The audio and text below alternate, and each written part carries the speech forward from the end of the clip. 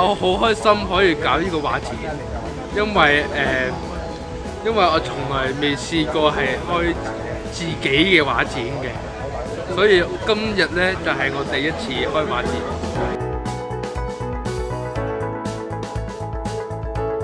今日嘅藝術家柏希雖然患有輕度嘅自閉症，但係佢以非凡嘅創作天賦，充滿童心嘅筆觸，描繪出一個夢幻而溫暖嘅花花世界。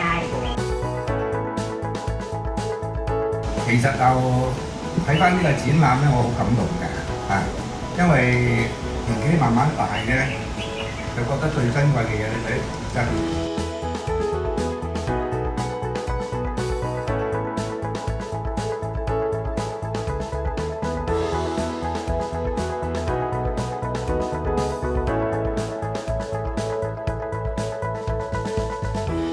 有啲人見到光明同善良，咁你哋見到啲咩？但係有啲人咧就見到光明同善良嘅。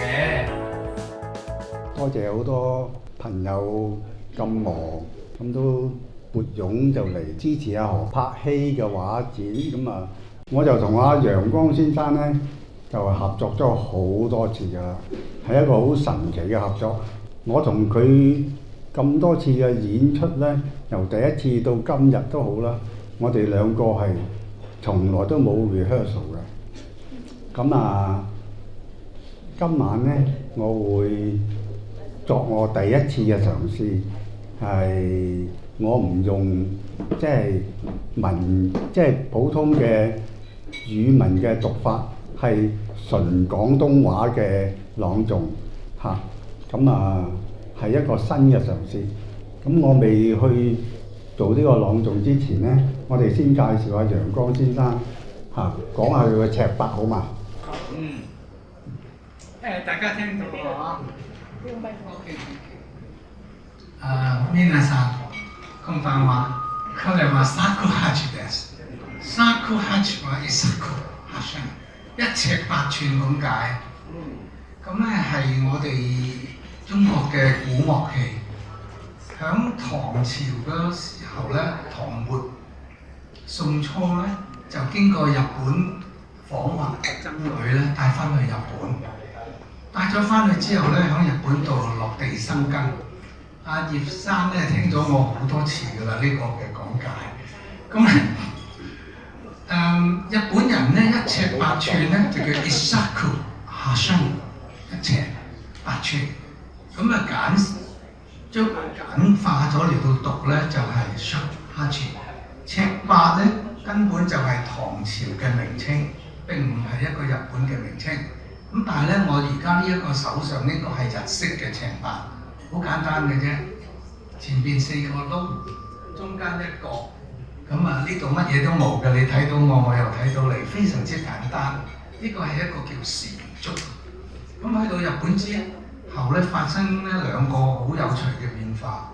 第一個咧就係由佢嘅遠親、佢嘅表兄弟或者表姊妹洞簫咧6個窿咧變咗5個 ，less is more 啦。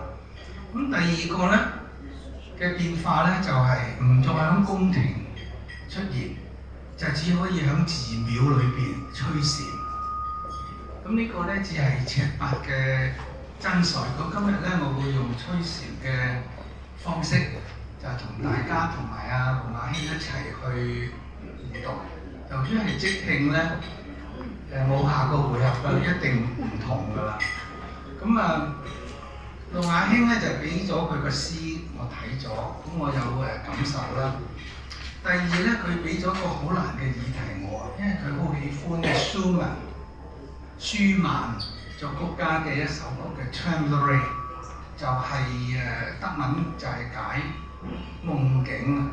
咁佢要我咧將西方嘅音樂 a piece of classical music and have it amalgamated into blowing sand， 所以咧就係 East meets West， 中西亦都可以講東西嘅一個吻合。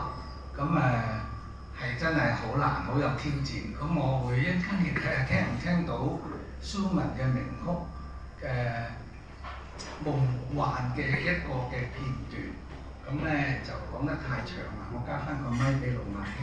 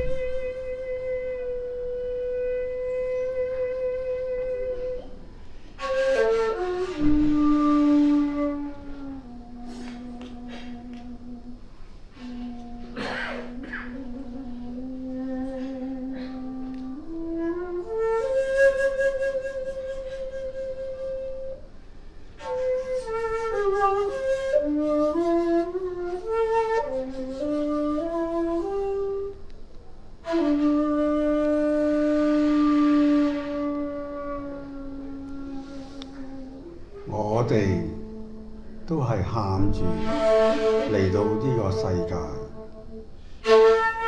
唔係我唔明白，而係呢個世界唔理解我。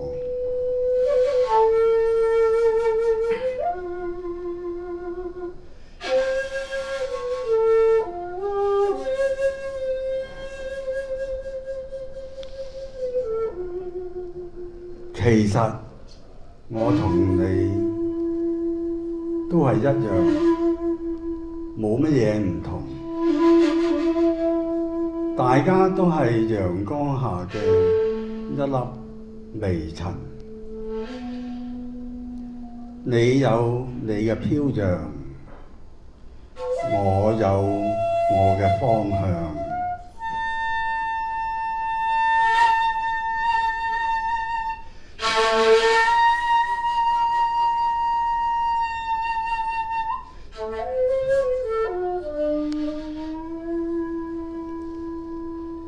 一隻細小嘅甲蟲飛去邊並唔重要，重要嘅係佢點解要飛。攰咗嘅時候嚟到Point Side呢個地方唞一唞。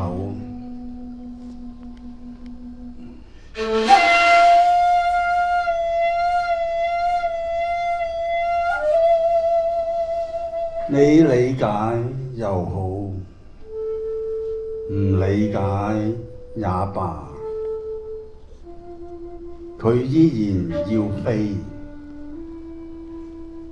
最重要嘅就係佢同我一樣。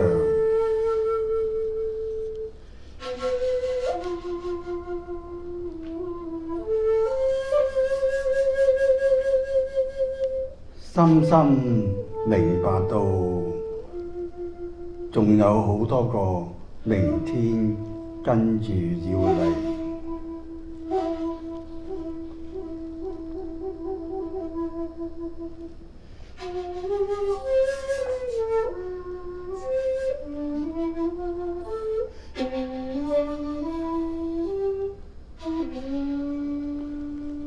我知道黑夜終於會過去，晨光必在眼前。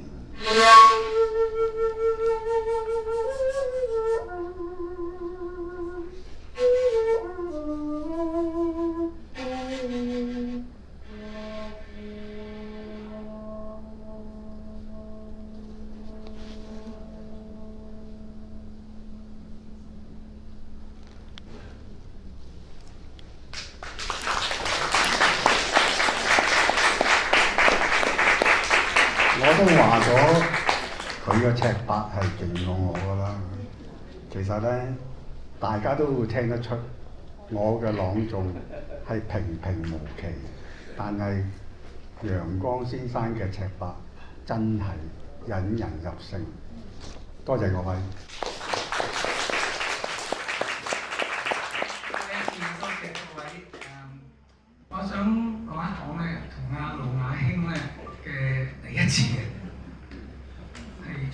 個面，咁咧就響一個都係慈善嘅藝術品拍賣嘅。嗰次我記得咧，阿林鄭嚟嘅。咁咧就忽然之間咧，龍亞興就話去師兄大法，咁咧就但係要人伴奏喎。咁咧，於是我就好大膽去請纓。咁而我哋今日嘅互動咧，其實好似一幅畫咁，有留白啊，有顏色嘅平衡啊，有賓啊，有主啊，有對位啊咁樣。咁咧第一次咧，同我哋今次演奏咧，其實係一模一樣嗰個感受，係未夾過，但係又好夾。如果你哋能夠聽到覺得我哋好似好夾咧，咁我真係多謝你哋嘅鼓勵啦。